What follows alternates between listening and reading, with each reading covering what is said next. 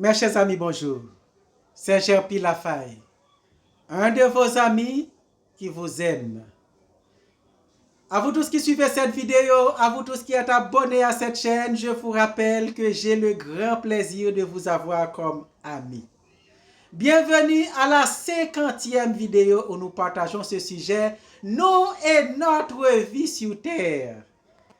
C'est important de discuter, de partager, c'est important de comprendre le fonctionnement de notre vie sur Terre, de comprendre le plan de Dieu pour notre vie sur Terre.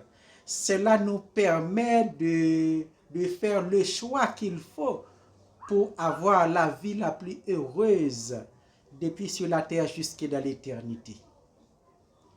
Dans la vidéo précédente, on avait vu que Dieu n'est pas responsable de toutes les souffrances, de tout le mal qui est sur la terre.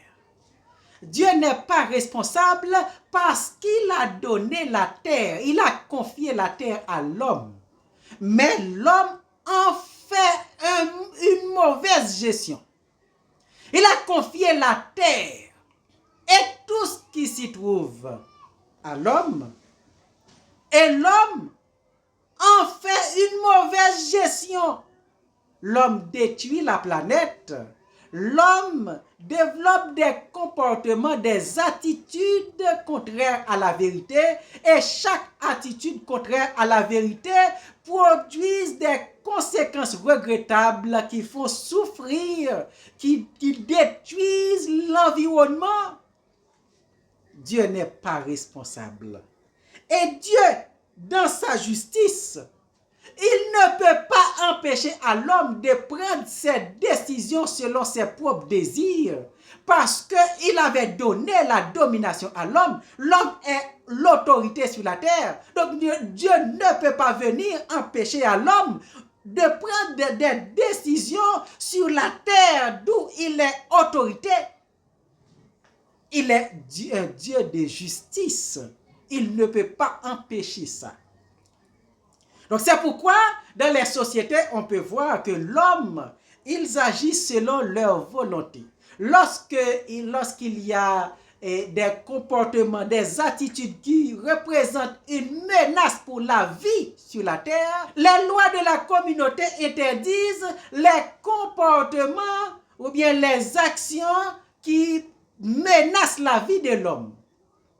Mais il y a des comportements qui ne menacent pas la vie de l'homme directement, mais qui font souffrir chaque jour, qui détruisent l'environnement. Ils ont le droit d'agir. On peut remarquer dans les sociétés et on donne l'autorisation, on donne le pouvoir de prendre les décisions pour chercher, de faire les choix. Les humains cherchent le bonheur, ils cherchent le plaisir, ils cherchent là où ils se sentent heureux. Donc ils prennent des décisions qui leur apportent le plaisir, qui leur apportent de grandes satisfactions. Mais pourtant, la majorité de ces décisions produisent des conséquences regrettables, des conséquences qui font souffrir. Mais Dieu ne peut pas les en empêcher. Mais seulement, dans Ecclésiaste 12, verset 1er, il dit: jeune homme, réjouis-toi dans ta jeunesse. Livre ton cœur à la joie pendant les jours de ta jeunesse. Marche dans les voies de ton cœur, selon les regards de tes yeux. Mais sache que pour tout cela, Dieu t'appellera en jugement. C'est ça qu'il faut savoir. Oui, on a la liberté de prendre des décisions, de faire des choix. Et Dieu ne va pas nous en empêcher. Mais, puisqu'il est propriétaire de notre vie, puisqu'il est propriétaire de notre corps, il est propriétaire de tout ce qu'il nous confie, eh bien, il nous appellera en jugement. Il demandera des comptes pour la façon, pour la manière dont nous faisons la gestion de tout ce qu'il nous a confié. il nous appellera en jugement. Mais avant qu'il nous appelle en jugement, les conséquences de nos comportements produisent la souffrance, produisent la maladie, produisent les conflits interminables, les conflits difficiles à gérer, des situations difficiles et compliquées. Eh bien, l'homme doit en souffrir. L'homme doit souffrir de toutes les conséquences que produisent ces comportements. Dieu n'est pas responsable. Dieu n'est pas responsable. Et en dépit de tout l'amour qu'il a pour l'homme, il est obligé de les livrer, il est obligé de les laisser souffrir toutes les conséquences de ces comportements. Sauf que l'action qu'il pose par amour pour nous, c'est que dans son amour, il a fait un plan de rédemption et Jésus est venu mourir à notre place pour nous offrir la possibilité de nous libérer de toutes ces situations difficiles et compliquées. Dans Romains 5, verset 8, il dit que Dieu prouve son amour envers nous en ce que lorsque nous étions des pécheurs, Christ est mort pour nous. Donc Christ est mort pour nous libérer des effets du péché, des conséquences du péché. Mais nos comportements produisent la souffrance, les calamités, la misère, tout ce qui est insupportable sur la terre. Ce n'est pas Dieu qui nous les inflige, ce n'est pas Dieu qui nous les impose, mais c'est nous qui construisons notre propre tombeau. Maintenant, celui qui fait la méchanceté, celui qui fait le mal sur la terre, on les appelle des méchants. Ceux qui font le mal, on les appelle méchants. Méchant, c'est celui qui fait le mal. Le méchant sur la terre, qui il est? Qui est le méchant sur la terre? Il y a le méchant selon les hommes, il y a le méchant selon Dieu. Le méchant selon les hommes n'est pas le méchant selon Dieu. Ce qui est méchant, celui qui est méchant pour nous, n'est pas forcément celui qui est méchant pour Dieu. Parce que Dieu n'a pas la même interprétation de la méchanceté que nous. Donc, le méchant selon les hommes, c'est celui qui produit des actions douloureuses. Autant qu'on produit des actions plus douloureuses, autant on est méchant aux yeux des hommes. Les crimes produisent beaucoup de douleur, beaucoup de souffrance. Alors les criminels sont des méchants pour les hommes. Ce qui est plus méchant, c'est celui qui produit beaucoup plus de crimes, beaucoup plus d'actions douloureuses de la vie des hommes. C'est ça qui est le méchant pour l'homme. Mais pourtant, ce n'est pas ce qui est le plus méchant pour Dieu. C'est pourquoi le méchant pour l'homme n'est pas celui qui est méchant pour Dieu. Dans Proverbe 6, à partir de verset 16. À partir de verset 16, il est écrit: il y a 6 choses que hait l'Éternel, et même 7 qu'il a en horreur: les yeux hautains, la langue menteuse, les mains qui répandent le sang innocent, le cœur qui médite des projets iniques, les pieds qui se hâtent de courir au mal, les faux témoins et qui dit des mensonges et celui qui excite la querelle entre les frères. Mais il y a 6 et même 7. Le premier que l'Éternel ne tolère, c'est l'orgueilleux. C'est celui qui est orgueilleux, qui est le plus méchant, qui est celui que l'Éternel ne tolère pas. Celui qui est orgueilleux. Le deuxième, ce sont les menteurs, ceux qui disent des mensonges. Et le troisième, ce sont les meurtriers, les criminels. Donc vous voyez, ce qui est plus méchant pour nous, ce sont les criminels, parce que les crimes produisent des douleurs dans notre chair, des douleurs dans notre vie.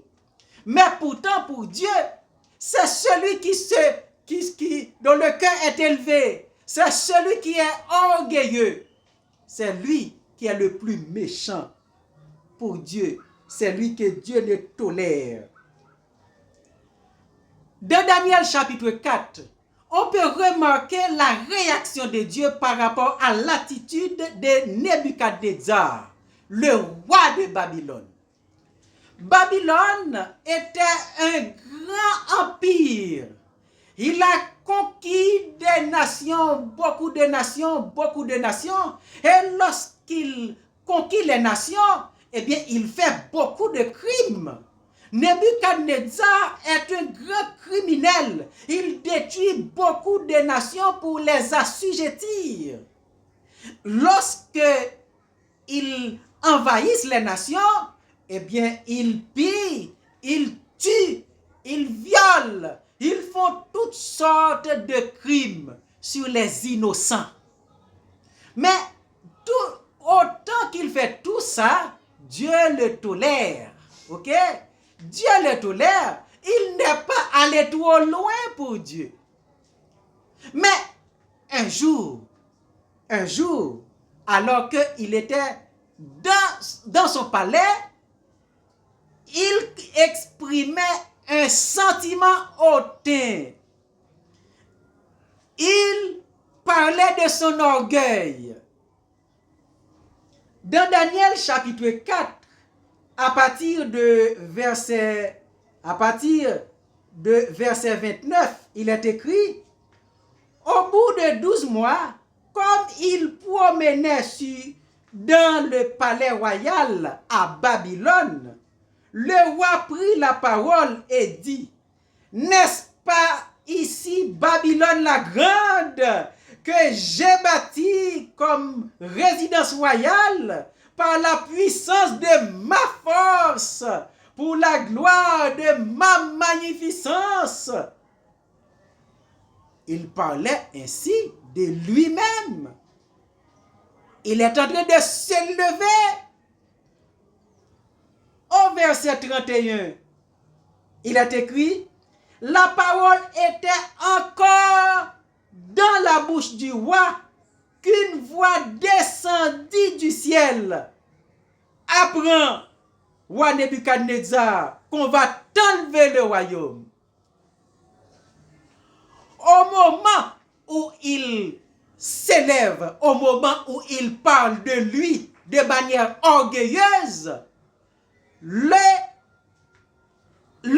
passage dit que la parole était encore dans sa bouche, que Dieu a réagi, parce que là, il est allé trop loin. Il est en train de s'élever, c'est l'orgueil, et Dieu ne tolère pas l'orgueil. C'est l'attitude la plus méchante, c'est l'attitude la plus intolérable qu'un homme peut avoir par rapport pour Dieu. Donc, la parole était encore dans sa bouche, Dieu a réagi et qu'il va enlever le royaume. Eh bien, à cause de cela, Dieu l'a descendu au milieu des animaux où il vivait comme les bœufs. Il mangeait de l'herbe pendant 7 ans à cause de ce sentiment d'orgueil qu'il a exprimé. en lisant l'histoire, on va voir ce qui arrive à Nebuchadnezzar à cause du fait qu'il est en train de s'élever, alors que lorsqu'il tuait, lorsqu'il faisait tous les crimes, et on violait dans les autres nations, et on tuait, on pillait, il n'était pas allé trop loin. Hein? Il ne faisait pas assez de méchanceté, assez de crimes. Mais au moment où il parle de son orgueil, Dieu a réagi parce qu'il est allé trop loin. Donc l'orgueil, c'est ce que Dieu ne tolère. Dieu ne tolère pas l'orgueil beaucoup plus que la criminalité. Parce que l'orgueil, c'est à cause de l'orgueil que Dieu a chassé Lucifer de son royaume. À cause de l'orgueil, les anges ont été déchus à cause de l'orgueil de Lucifer. C'est l'orgueil qui est intolérable dans le royaume de Dieu. Et c'est pourquoi, dans 1 Pierre chapitre 3, verset 5, il est écrit: de même, vous qui êtes jeunes, soyez soumis aux anciens, et tous, dans vos rapports mutuels, revêtez-vous de l'humilité, car Dieu résiste aux orgueilleux, mais il fait grâce aux humbles. Dieu résiste aux orgueilleux. Il ne tolère pas les orgueilleux. Mais pour nous qui sommes sur la terre, c'est la criminalité qui est la plus grande méchanceté pour nous, parce que cela produit plus de douleur dans notre vie, plus de douleur dans nos familles, plus de douleur sur la terre. Et c'est pourquoi, lorsque la méchanceté est accrue, lorsque nous sommes sous l'effet de la criminalité, Dieu ne réagit pas. Dieu ne réagit pas de la manière que nous aimerions qu'il agisse. Et c'est pourquoi très souvent nous accusons Dieu, malgré les souffrances sur la terre, lui qui est un Dieu d'amour. Pourquoi tant de mal? Pourquoi tant de crimes? Ce ne sont pas les crimes qui sont les plus grandes méchancetés pour Dieu. Pour faire les crimes, faire souffrir les autres, ce n'est pas ça qui lui importe davantage, mais c'est plutôt ce qui élève leur cœur. Et de Matthieu 23, verset 12, il est écrit: quiconque s'élèvera sera abaissé, et quiconque s'abaissera sera élevé. Quiconque s'élèvera, Dieu l'abaissera. Et quiconque s'abaissera lui-même, Dieu l'élèvera. Car l'humilité, c'est un fruit de l'esprit, c'est un élément culturel du royaume des cieux. Mais l'orgueil est très combattu dans le royaume de Dieu. L'orgueil n'est pas tolérable. L'orgueil a été au préalable une menace pour le royaume de Dieu. Lorsque Lucifer était au service de Dieu, l'orgueil a été développé dans son cœur, et cela a menacé le royaume. C'est pourquoi Dieu l'a chassé du ciel, et tous ceux qui s'étaient alliés avec lui, Dieu les a chassés du ciel. Donc le crime, la méchanceté, le crime n'est pas ce qui importe Dieu sur la terre. Pour pouvoir supporter les souffrances qui sont les conséquences de mauvais comportements de l'homme, il faut se soumettre à Dieu. On va trouver une bonne consolation, dans le plan de Dieu, et cette consolation va remplir nos cœurs de joie, d'une joie infaillible, et d'une vie par excellence, de l'expérience d'une vie par excellence, et cela nous donnera la capacité de supporter courageusement toutes les souffrances sur la terre, car l'espérance que nous avons dans l'avenir, ce sera merveilleux et cette force sortira de cette espérance. Dans la prochaine vidéo, on en parlera davantage. Éternel Dieu des cieux, je te remercie encore une fois pour la possibilité que nous avons pour partager ta parole.